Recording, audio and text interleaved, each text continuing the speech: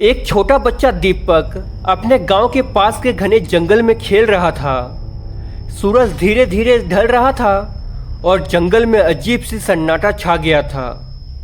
दीपक ने सुना कि कहीं से दूर सुर की आवाज़ें और कदमों की हल्की आवाज़ें आ रही है।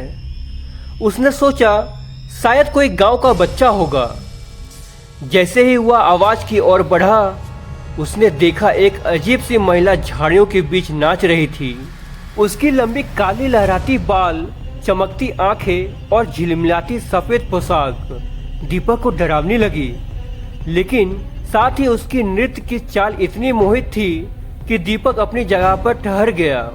चुपचाप नजदीक जाकर दीपक ने देखा कि चुड़ैल अलग अलग तरह से नाच रही थी और उसकी हंसी हवा में गूंज रही थी। अचानक चुड़ैल ने दीपक को देखा और मुस्कुराई। उसकी मुस्कान में कुछ डरावना और रहस्यमय था। तभी दीपक डर तो गया, लेकिन पर भी उसने हिम्मत करके पूछा, आप कौन हैं?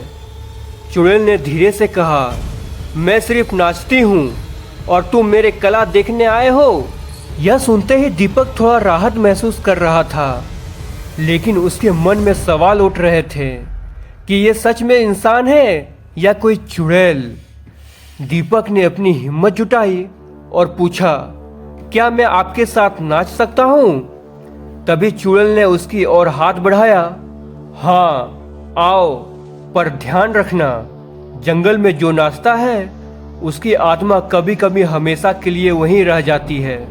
दीपक डर तो गया, लेकिन उसकी जिज्ञासा भी जाग गई। वह चुपचाप चुड़ैल के साथ नाचने लगा।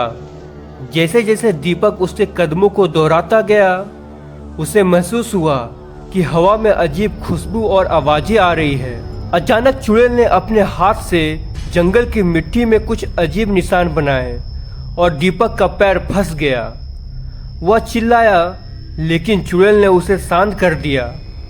उसकी आवाज में मिठास थी, लेकिन दीपक के दिल में डर बढ़ता गया। तभी चुड़ैल बोली, तुम डर रहे हो ना? दीपक ने हाँ में सिर हिलाया। चुड़ैल ने कहा, डर को पार करना सीखो, तभी तुम मेरी नृत्य कला का असली अनुभव कर पाओगे। दीपक को लगा कि जैसे चुड़ैल उसके मन और भावनाओं को पढ़ रही है। वह धीरे धीरे समझ गया कि यह नृत्य सिर्फ दिखावा नहीं, बल्कि एक तरह का जादुई शक्ति थी जो जंगल और उसके रहस्यों से जुड़ी थी। जंगल में सूरज पूरी तरह ढल चुका था और अंधेरा घना हो गया।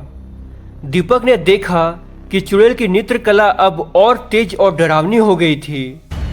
अचानक उसने दीपक को जंगल की गहराई में खींचने लगी।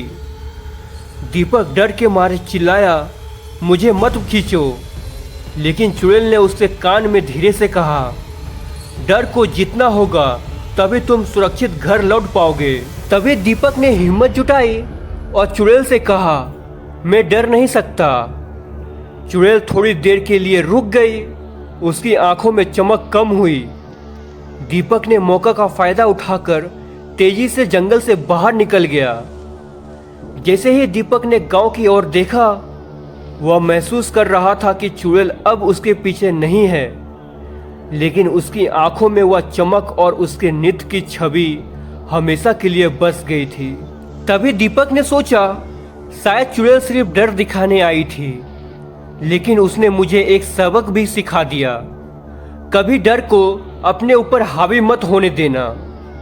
उस दिन से दीपक ने जंगल में जाने की हिम्मत नहीं की, लेकिन वह हमेशा चुड़ैल की नृत्य कला और उसके रहस्यमय मुस्कान को याद करता रहा।